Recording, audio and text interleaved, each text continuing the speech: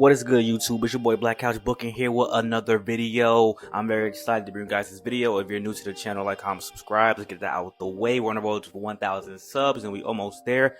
But I want to talk to you guys about Fastlane. If you just heard me breathe on the mic hard, forgive me. I said Fastlane and a whiff of air just came out of my fucking mouth. But anyway, let's get right into the video, ladies and gentlemen. So, I enjoyed Fastlane, you know. I was home and luckily I was able to catch it. I wasn't out. I didn't have to do a replay, a rewind. Kind of missed premium live events being on Sunday, so I could just watch it, go to sleep, get ready for work the next day. Because Saturday, you know, you want to be out, you want to do things because you know work is, the weekend's almost over basically. Once it's Saturday night, your weekend is pretty much done because you're getting ready for Monday on Sunday. But that's neither here nor there. So I enjoy Fastlane. My issue with Fastlane came with a number of things. So let me just get the rating out of the way. I give Fastlane about out of 10. It was a 7 because the matches were enjoyable. I'm just upset with certain things that were done. So number one, Cody Rhodes, Jey Uso winning the tag team championships.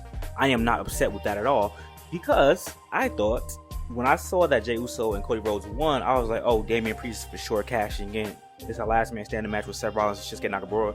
Seth Rollins has the back injury, so Damian Priest is for sure cashing in. But this is where I got mad.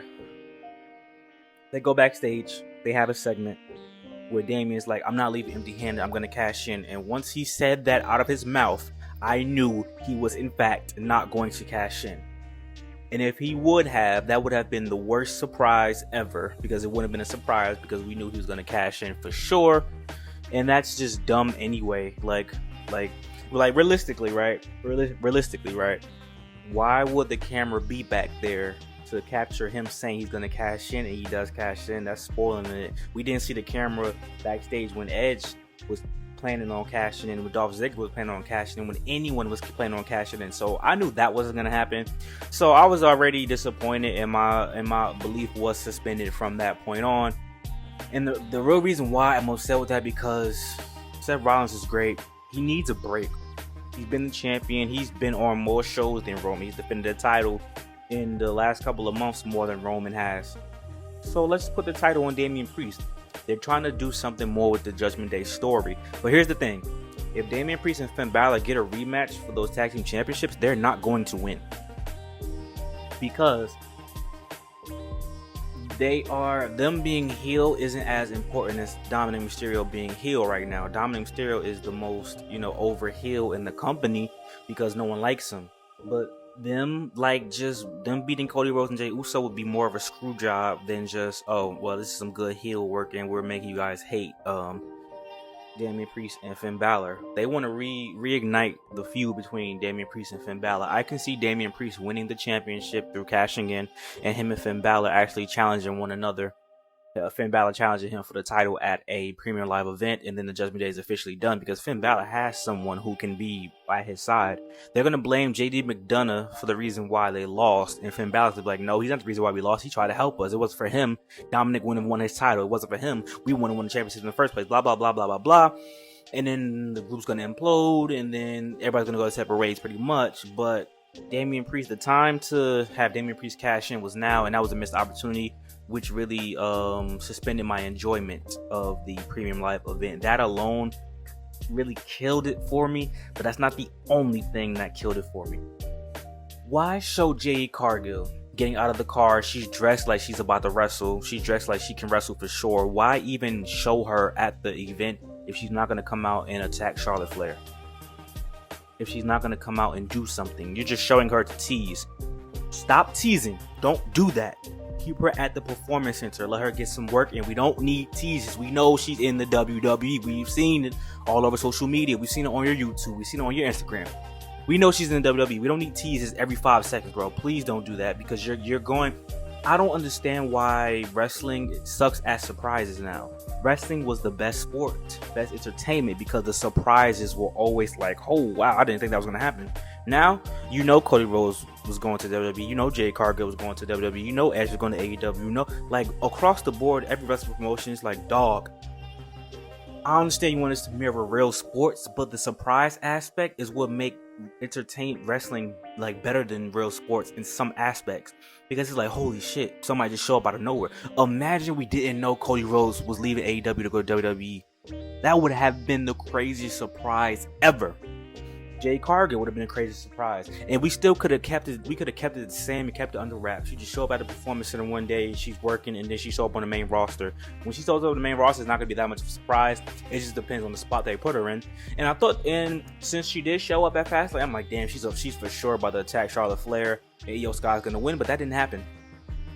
So the triple threat match was all right with Io Sky, Asuka, and Charlotte. It wasn't the best match in my opinion, because I think Io Sky and Asuka really deserved their moment to just have a one-on-one.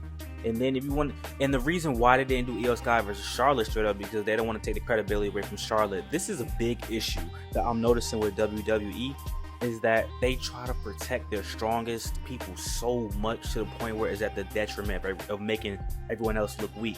Case in point, when Liv Morgan was the champion, she went against Ronda Rousey, and the way she won that first match where she defended the belt was the stupidest way ever, and you're taking away her credibility because you want to protect Ronda Rousey. If you put the belt on someone, either you go all in or you don't go in at all and just have them lose it. If you want to make the fans happy, should have just gave her the belt and then have her lose it the next month. Realistically, like that like I don't know what you want from us as consumers. Like, bro, we know it's not real as in we know the outcome is scripted, blah blah blah blah blah blah blah blah blah. So Charlotte Flair losing isn't me thinking she's a weak character, bro. She's a 14-time champion. Io Sky can't get a clean pin over Charlotte. Even in a triple threat match, you couldn't let just something clean happen. Bayley had to interfere. Like, dog, calm down. Anyway, that's neither here nor there. The Street Profits losing and Bobby Lashley losing pissed me off immensely. I didn't even know the stipulation that there was a third person coming, but as soon as I saw that, oh, the LWO is going to need a third person, and that person didn't come out with them initially, I knew it was Carlito. And this is going to be a one-off. People talk about this all the time. This happened at Backlash. This happened many times. Carlito doing one-offs. He's running the Puerto Rican wrestling territory, if I'm not mistaken, or he's a big part of that. He's not going to be a main roster stay. And Carlito was one of my favorites when I was a kid. I had the orange shirt, Eat Spit, got it from Hot Topic, and I got in trouble at school for it. Carlito was my guy, I'm telling you. So I was disappointed though, because the Street Profits and Bobby Lashley needed it. Like, what are we doing? Are we building a dominant faction or not? They lost to Rey Mysterio, Santos Escobar, and Carlito. They didn't lose to the Bloodline. They didn't lose to the Judgment Day. They didn't lose to fucking Alpha Academy. They lost to a match that shouldn't have happened, number one, in a match where you could have used someone else from the LWO to just be there in that spot and just have them win straight up. Carlito is a needle mover, but it's not like he's going to come back and feud Bobby Lashley, so what's the point of doing this? And Bobby Lashley is above winning the United States Championship, so is he going to feud Rey Mysterio? Probably not. So this was all for nothing, and now Bobby Lashley's going to say the Street Profits aren't worthy, blah blah blah. You're not going to keep giving them chances. So are you about to mess up this experiment already and just turn them back face again, which is something that WWE can do? Don't think that they won't. They can do that. Trust me, bro. Trust me, bro. So I was disappointed in the result of that match. Decent match, but Montez Ford was doing his thing, selling. But it's like, bro, either you're gonna go all in or not. Like, you're not good at long-term storytelling anymore, WWE, and people in attention span suck. So you have to hit. We had a lot of tag team matches on this. John Cena and LA Knight versus who the hell did they play? Oh, Jimmy Uso and Solo. Good match. Decent. LA Knight is doing his thing. He should be the United States champion right now. I don't understand. Just give him a belt, bro. You act like we're asking for him to dethrone Roman. Just let him beat Rey Mysterio's ass. Shout out to John Cena, man. He looked real good in there. You know, he wants to get better with his performance, but I think John Cena is doing his thing better than ever. You know, he doesn't have to go do too much to put on a very great match, and he still levels above a lot of his contemporaries. I like Jimmy Uso, man. I think he's doing good work. People say they don't get the gimmick. Did you get Seth Rollins' gimmicks? Like don't have selective memory. Like, people weren't like, what the hell is Seth Rollins doing? and now they like it. I think Jamie Uso's doing a great job. I think Solo Sikoa is really that guy, and it sucks that he wasn't the guy to be the United States champion and just defending it. Like they did the same thing. They did the same thing with Dominic Mysterio that they did with Solo, have him win the what's that belt? The North American Championship. But why couldn't Solo just defend it like Dominic is doing? So it doesn't make like if you're gonna do something, you have to be consistent. Like why didn't they just strip Dominic when he left? He's a main roster guy. He's on Raw. He's not on NXT. But Solo Sikoa couldn't hold the belt. Okay. Were there any other women's matches on this show, or am I bugging? Because I cannot remember, and I watched the whole thing. I think those were the only matches. If I'm wrong, bro, trust me, I watched the whole thing. But like that's all I was really interested in.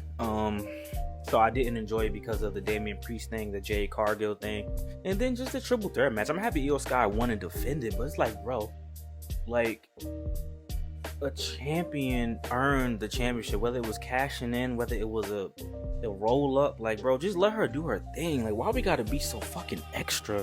Like, Charlotte Flair shouldn't have been in the match in the first place unless you were gonna elevate Io Sky to beat her. And I don't know if Charlotte Flair has to change her mindset. She's not the only one. Some of these superstars, like, you have to just tell WWE, the writers and stuff, like, yo, just let me lose clean, bro. It's all right, bro. I can take a loss. I have all these wins. I can take a loss, bro. You don't have to, like, it's not that serious, bro. I make hundreds of thousands, if not $1 million a year. I can take an L. It's fine. I'll be fine. You think John Cena cared that he lost a lot of his comeback matches? No, it's not that deep, bro. You gotta help the people that are gonna carry the company. This company, WWE, is something that can realistically last forever, but you have to keep the interest and you have to do the right things, which is not protect people who are about to be out in the next 10 years. If you think, especially for women's sake, if you think women are gonna be wrestling into their 50s, like on some Ric Flair shit, you're absolutely insane, because these people are people. They want to have families. They want to do other things with their life. Like, so let's do the right thing now so we don't do the wrong thing later on. But overall, I like Fastlane. I had a good time. I just wish that Damian Priest cashed in, give Seth Rollins a break, let him spend time with his daughter, like, and let Becky Lynch do her thing on NXT. You know what I'm saying? Like, you have to incorporate real life things with what's going on in the ring sometimes. And if that's kayfabe, his back really like isn't hurt, whatever. But if his back really is hurting, bro, let the man chill. Don't run him to the ground unless it's for the story purposes. But even then, chill out. But like, comment, subscribe. You guys new to the channel. Thank you so much for sticking through this with me. I have fun making these videos, and I want to elevate. I want to go to the top. I want to be the best that I can be, and I want to give you guys the best content.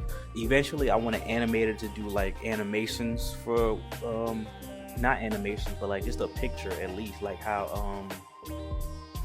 what is that guy? Jim Cornell?